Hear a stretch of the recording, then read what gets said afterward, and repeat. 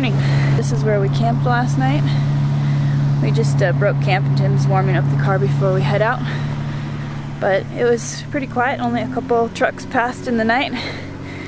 Not super remote or what we would prefer to do, but sometimes you just gotta stop. So it actually turned out to be a nice spot, pretty quiet.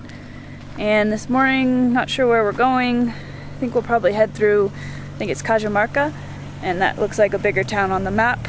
But I think first we're gonna try and find some water.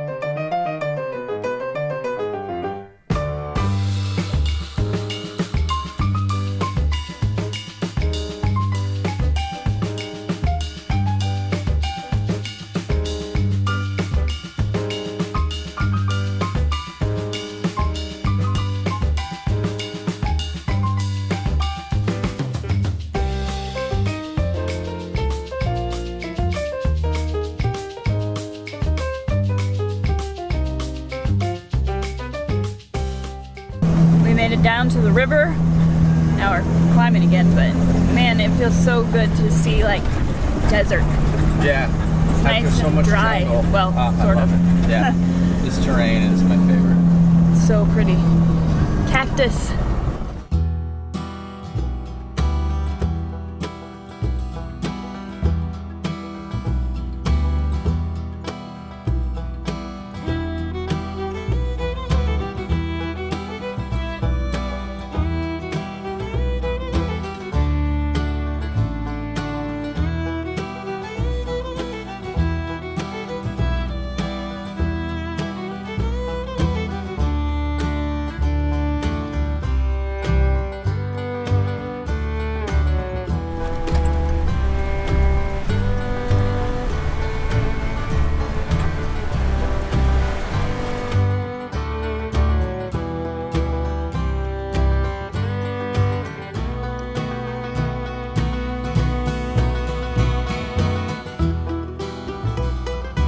We decided to spend a night in the city of Cajamarca. There we could refill our water, food, and fuel easily.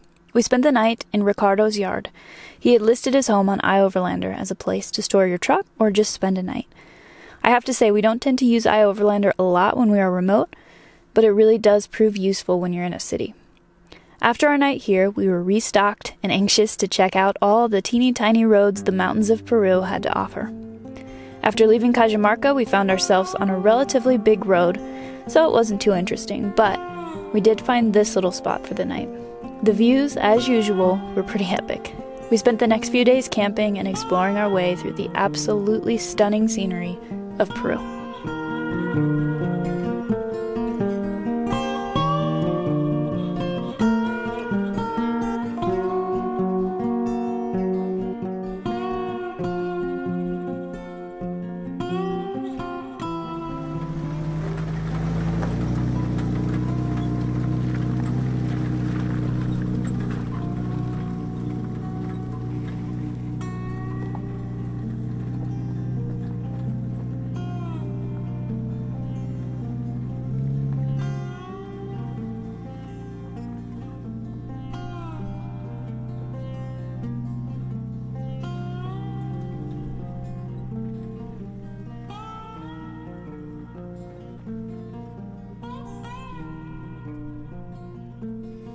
And now we're up at like, I think we're 14 something on the road here. Yeah.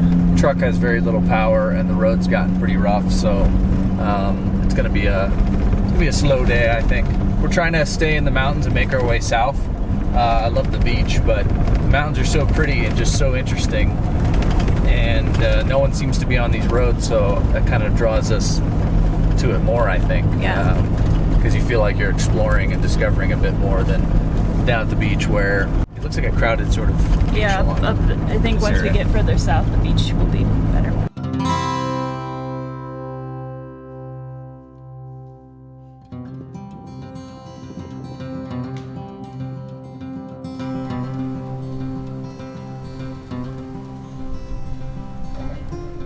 Over the next few days, we found our way onto smaller and smaller roads, both of us breathing a sigh of relief when the tires finally left pavement. The dirt always calls our names, and we both relax and slow down when we hit it. It feels raw and unknown. The feeling of adventure takes hold. Always a little nervous about what condition the road will be in. Is it passable? Does it even exist? Will it be muddy? Will it be washed away? It's all unknown. So over the next week, we explored that unknown. Every view a surprise, every road that went through a gift. These roads were some of the most remote we had been on in a long time, and certainly the most sketchy, yet so beautiful. The villages we passed through, the people we met, and the sights, sounds, and smells we got to experience were something truly special, and I think a once-in-a-lifetime thing.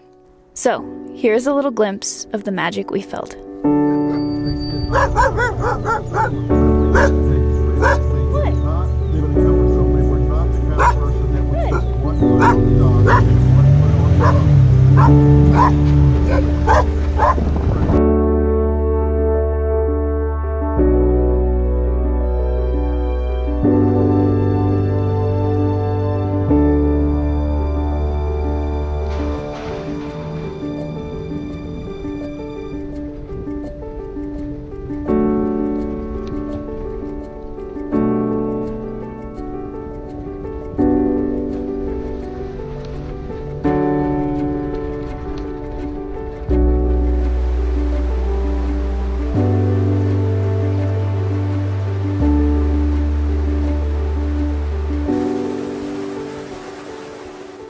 Just to give you an idea of how much traffic was traveling through these villages, almost everyone we hit had a truck like this that had just parked in the middle of the main road. We would either have to wait for them to unload and move on, or play a quick game of Tetris like this to get through. The people were always so friendly and usually pretty shocked to see us.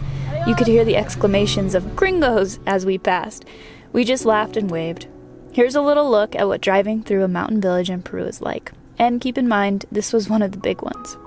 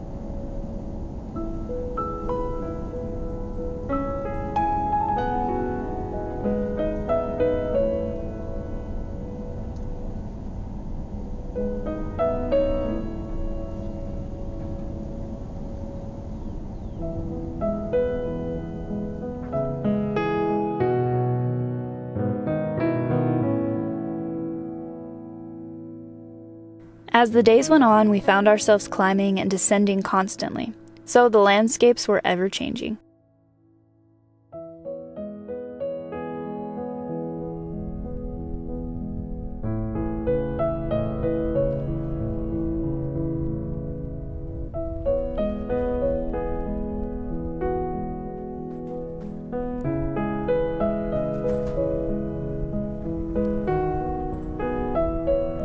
Yeah, we're cruising around and trying to avoid puddles, and then all of a sudden the road just got real slick, and I'll show you what I drove through, and I can't believe that it didn't just rip a tire off or bend some of the suspension. I don't think it did. We'll check it again in a second, but check this out.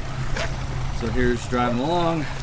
I was up here, right about there the tire slid down in. I was trying to stay obviously up on the road. The tire went down in this. You can see how deep it is. So, interesting stuff. As we were checking out Goose, a government truck came along and stopped to make sure we didn't need any help. But with hubs locked and four-wheel drive engaged, good old Goose got out of the ditch without too much trouble.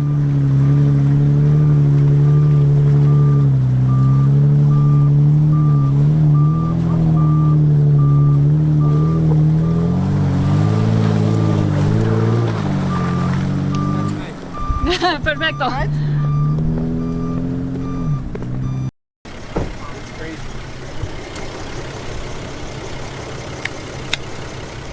Good morning. So we're heading down this road, and you know, they all have a little bit of mud on the sides usually because that's where water goes. And so I'm trying to sort of stay to our side of the road, and then both right side tires, this dirt is just so slick, it was kind of like snot. And we went from being sort of on the crown of the road, that high point, we slid right down into the irrigation ditch. And then right where I slid in, there's a spot where the water actually goes under the road, right? So the 3 foot hole or something. Probably. Yeah, I'd say a 3 or 4 foot hole, enough easily to grab the tire and rip it off. We weren't going super fast, but I also knew as we went down in it in two-wheel drive that I can't stop before it because we're going on downhill, so I'm just gonna slide into it and then we'd actually be stuck. So I just made the split-second decision to get on the gas, good or bad. Got on the gas, front tire hit, rear tire hit, and then as soon as we got out of the big ditch, we got stuck. But we got through this giant ditch where the water is just coming under the road into a culvert, and it's all just snot mud. Yeah. So we got out, Kelsey locked her side hub, I locked mine, and within 2 seconds, a local truck pulls up and stops and is like, "You guys okay? What do you need? Can I help you? Can we get you out?" You know, so nice. And so I said, well, I just put it in 4-wheel drive and locked the hubs. Give me a sec, let me just see if I can crawl out of this. And so we just couldn't get out of the rut because it was so slick. So we're just driving along in the rut, and we're just gaining speed. I'm just hoping there's not another one of these culverts though that's massive, right? Oh wow. And the so sheep are jumping across the road. We're watching sheep jump across the road in front of us. Go little guy, go. But finally we had enough speed, the front tires caught, and then we kind of got sideways and got back out of that culvert. But such a simple little thing. We're not on a tough dirt road. We are fairly remote. We're kind of off the tourist track, but you know, we're on a road that locals are using all day, every day. And it was just 1 split second of me letting the truck get just too far, and then the slickness sliming us into the culvert. But yeah. Thanks for watching. I hope you enjoyed this episode. Join us next time as we continue to explore remote Peru. We find one of my favorite campsites ever, a cool waterfall, and some beautiful desert landscapes. What you doing there? Nom nom nom.